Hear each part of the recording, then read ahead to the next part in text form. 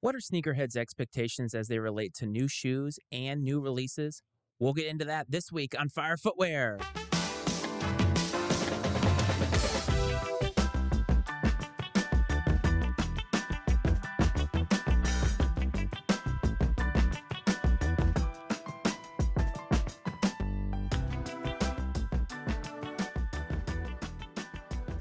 What's up, everyone? Welcome back to another episode of Fire Footwear. I am your host, Matt Freitz. I hope that this finds you well, and I hope that you are happy. I want to extend a huge thanks to every single person who tuned in last week and allowed me the space to sort of open up about the loss of my mom. And while maybe it wasn't a comprehensive episode as it could have been, I could have gone into a lot more detail about her life. I understand that there is a limit into what you want from me that is non-sneaker related, but I do appreciate the fact that you let me open up about it because it's something that means a lot to me.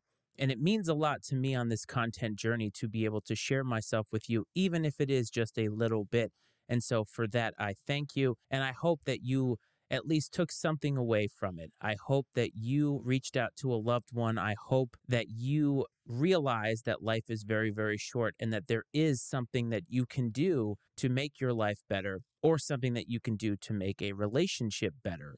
That being said, now that we have gotten all the sadness out of the way, it's probably time to get back to the sneakers. And when I was trying to figure out what I wanted to talk about this week, I looked at the sneaker news that's been happening. A lot of times I will go to your usual sites to try and find some type of news or kind of ascertain what's going on in the sneaker world. And as much as I have a love-hate relationship with social media, it is very good for that purpose for me to go on, see what all the main outlets are talking about, see the kind of comments that people are making. To me, I think that's really the key, is when you're able to see inside the mind of sneaker culture as it relates to the comment section. That's where I get a lot of inspiration, or at least try to come up with some inspiration doing that. And in doing so, I realized that there was one name that stood out last week as it related to sneaker news, and that was obviously Union. Union just released their Air Jordan 1 collaboration. It was obviously a hit. Earlier this month, or earlier last month, I did talk about lazy collaborations, and I did use Union as an example of a collaboration that I feel like has gotten stale. And I want to say that just because I find that particular shoe to not be that great, it doesn't mean that I don't appreciate what went into the collaboration. When you look at the story behind the shoe, and you all know that I'm a huge sucker for a story with a shoe, the story is actually really, really great. Going back to the summer of 1996, really telling the story vis-a-vis this sneaker in an art form of how two people fell in love. And I think that that's a great thing. You know I love a story. And I think being able to tell a story through a sneaker and have people relate to it in some way is a really, really cool thing. The design elements of it I didn't find to be different enough than what had come out previously. I'm a humongous fan of the initial Jordan 1 run that Union had, the stitching, everything. It was awesome. I love the history behind it. The execution was nearly flawless. Actually, you could probably say that it is flawless. I loved everything about it. And so when I saw this collaboration, the footscape alone just wasn't enough to make me feel like this was vastly different than the releases that we had seen prior. But I understand that that is a nod to a different time in sneakers. Obviously, the 90s, there were a lot of things that happened in the 90s that we really haven't even touched on, not just on this show, but just in sneaker culture in general. And when you realize how much of sneaker culture hasn't been tapped into yet in terms of releases, you know that the companies are going to go down these roads to try to hit on this nostalgia. And I think that Union did a great job of tapping into that nostalgia in that it was related to the people that were actually designing the shoe. And so for that, I think it was great. But the news about the shoe really had nothing to do with the shoe. Obviously, sneaker culture is going to find it fire. Obviously, people are going to want it. I think where the real headline was related to how great the release actually went. Bots really didn't have a chance. The people themselves actually had a chance. And it got me to thinking about sneaker releases because since then, there have been some other releases, more specifically as I am recording this today, the Huragome Nike Dunk that came out. Skate shops, boutiques, they have been selling Nikes for a very, very long time. They have been designing Nikes for a very, very long time. And people, celebrities, skaters, and everybody, they have been designing sneakers for quite a while now. I think sneaker culture, though, has some expectations as it relates to these releases. And I think that over time, specifically over probably the last year and a half, maybe even 2 years, I think we've seen a little bit of a shift into how these releases go. I know many people like myself automatically assume that they're not going to be able to get a win on one of these releases. And really, what that comes down to for me is my mind tells me that there are more people trying to get the shoe than there are actual shoes. And that's probably true for the most part in every single release. But one of the things that doesn't help, that is also an expectation of sneaker culture, is that bots are going to take up a lot of the inventory and we're never going to have a chance. For a very, very long time, that is the way that it was. And for a very, very long time, the expectation was that these companies are going to do nothing about it. Nike claims that they're doing a lot about it, and we'll get to the sneakers app in a minute. But a lot of these boutiques who really don't have a lot of infrastructure as it relates to technology, I think we all assumed that they weren't going to be able to handle this problem because the people that were making these bots, the people that were designing and implementing these bots, were just smarter, more tech savvy, and had more resources at their disposal. And that's not really that crazy of a thought if you think about it, because they're dedicating a lot of time and dedicating a lot of resources that have a lot of knowledge up here as to how these things work. I won't lie to you. If I actually tried to design a bot, I wouldn't even know where to start. As much of a tech guy as I am with all this equipment and everything that's sitting here, I'm not somebody who knows how to do that. I don't know how to code. I don't know how to build something on the back end. Those are for other people. And that's why if I wanted to do that, I would have to go to some other people and outsource that help.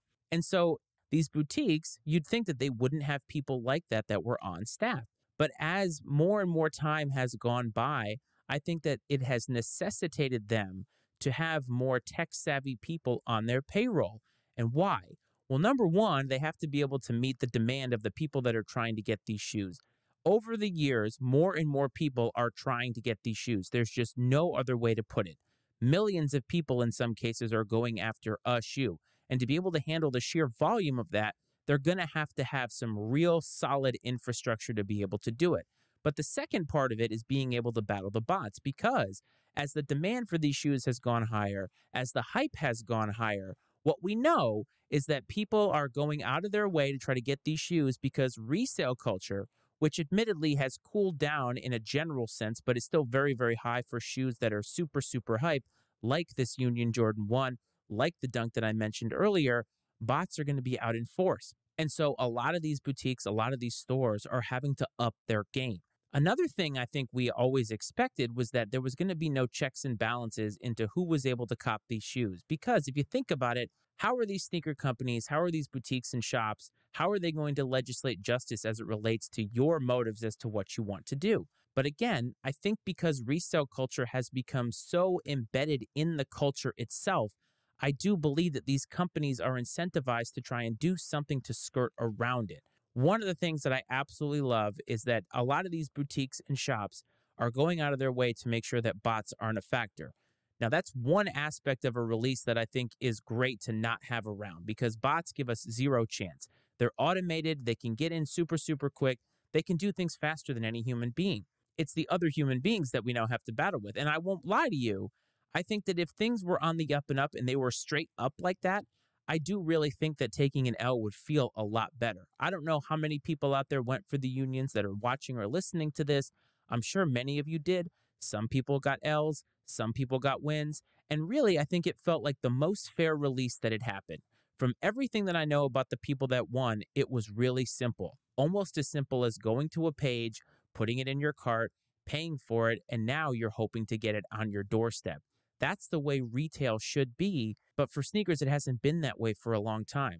But everything that these shops do, everything that these brands do to try to make it more and more fair, more and more one-on-one, that makes it better for the culture. And I think the more people are going to invest in that, because I think more people who really love the sneakers and want to wear them are going to feel less excluded because they won't think and automatically expect that they're going to take an L. It's going to feel less and less like a predetermined outcome that maybe we do have a chance.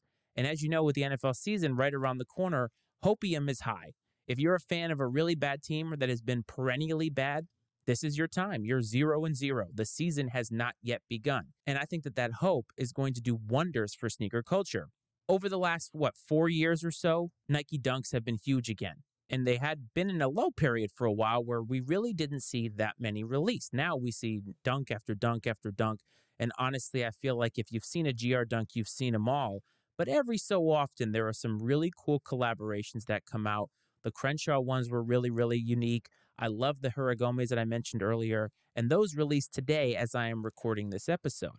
One of the fun things that I have seen in skate culture anyway is the fact that a lot of these skate shops are trying to sort of take back the power as it relates to these shoes. Because don't forget, skate culture is a completely different thing than sneaker culture. Even though the Nike Dunk started as a basketball shoe, it was then adopted by skateboarders because it didn't really live up to expectations for basketball, because really, the Jordan 1 and the Air Force 1 had already cornered the market there. So skate culture went and took this shoe and made it their own. They adopted it as part of themselves. The rest is history in terms of Nike SB, and I think that that's a wonderful thing. But over time, I think that that connection has been lost because I think that Nike Dunks are more synonymous with a Jordan 1 than they are with skateboarders now. However, the Nike SB line is really designed with skaters in mind because many of the collaborations there are done by skaters or people who skate. And so these skate shops are doing really unique things to try to incentivize people to come in to buy the shoe that want to buy the shoe to wear them or skate in them. That is really, really neat. So for these dunks, some of the skate shops were requiring you to put them on your feet, skate out of the shop, and be able to do tricks in this shoe. Basically, they're preventing you from just taking it and trying to get as much money as possible on the resale market. That is really, really awesome. And yes, there are a lot of skate shops that aren't doing that. Yes, there are a lot of brands and shops that aren't doing that or aren't trying. But I think the fact that these skate shops are trying harder, it makes it more hopeful for us. And we, as a sneaker lover, as the sneaker consumer, isn't that what we want? Our expectation should be that we have a fair shake at all of this, no matter how it happens, whether it's getting rid of bots, whether it's making people who want to skate actually skate in these shoes, whatever. I don't care what it is, as long as it's unique and as long as it shows that many of these shops and brands are thinking of the consumer first. And I think that is what is missing in sneakers today. Many people, when there is a sneakers release, they think to themselves, the sneakers app sucks. And don't get me wrong, there are elements to the sneakers app that I think really could be improved. But I think what people forget when it comes to the sneakers app is that the amount of people that are actually using that app is way more than are trying to go after these other releases on these other sites. I know that a lot of people know about Union or know about Ama Maniere, but I think that your casual sneaker lover, most of the people that live in that bell curve that I talk about, I think those people are mostly relying on the sneakers app to try to get these shoes.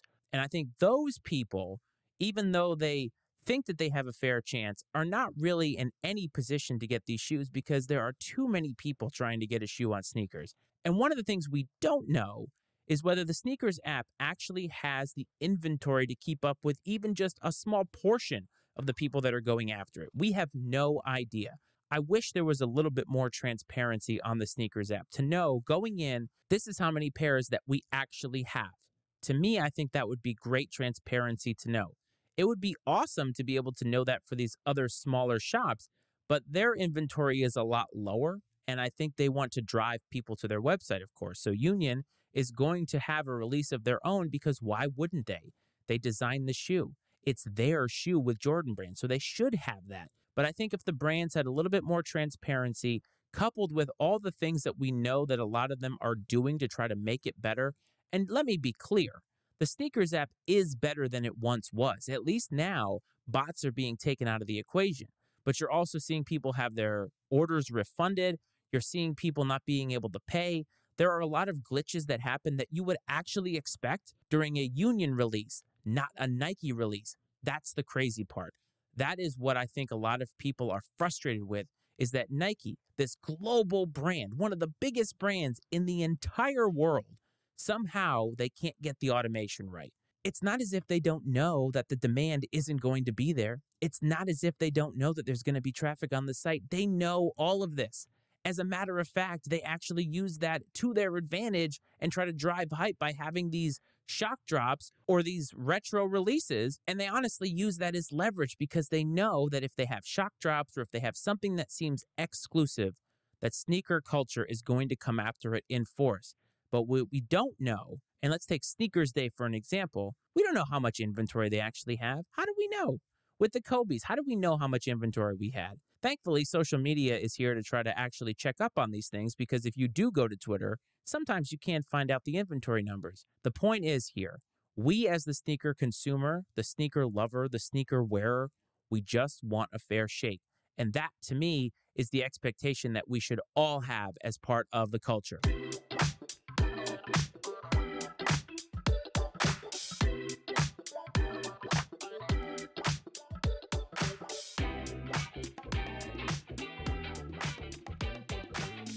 Release of the week, where I like to showcase a shoe that catches my eye. It's not always hype. This week it actually might be, but it's just something that I think that you should know. A ton of sneakers release every single week. Sometimes it's hard to pick one. A lot of times they are just a GR release. However, this week I'm going to focus on a shoe that has been rumored for a very long time and is actually finally getting its release on August 31st. By the time this episode comes out, it may have already released. And it is the Supreme Nike SB Dunk Low Rammellzee. I'm not even sure if I said that correctly, but what I do know is that Supreme is teaming up with Nike SB to create this dunk to pay homage to one of their first collaborators on one of their first collaborations ever. I think that that is really cool. And one of the biggest things I love about it is all the paint on it. And I'm talking about the paintings on it, the drawings on it. And why do I like that? Because it reminds me of the Paris dunks. Those are some of the most coveted dunks of all time, and they're really, really awesome looking. They're very unique. These remind me of that. They are not that, but I think that they are in a similar vein to that. So if you're in the market for a pair of dunks and you don't have a Supreme collaboration, this might be your chance. Not only are there low tops, there are high tops too. I happen to like the low tops better because I think the black contrast with all the paintings on it is just really, really awesome, but you really can't go wrong. Let me ask you, sneaker culture, what are your expectations out of a sneaker release? Let me know. If you want to call or text INC Sports, we are part of that on YouTube. Area code 703-718-6314 is the way to do that. We are on YouTube right now. Hit like and subscribe. It really helps. It's not mandatory, though. If you're listening in audio, Apple, Spotify, or any other app that you're using, please hit follow and rate where applicable. On Instagram, @FireFootwearPod is the handle to find me there. If you want to find me on Facebook, Fire Footwear, a sneaker podcast is what you would search. Honestly, I'm just very, very happy that you're all here. I hope that this finds you well. I hope that this finds you safe. However it is that you find me, however it is that you interact with me, I'm just happy that you do it. I'll talk to you all next week. This is Fire Footwear.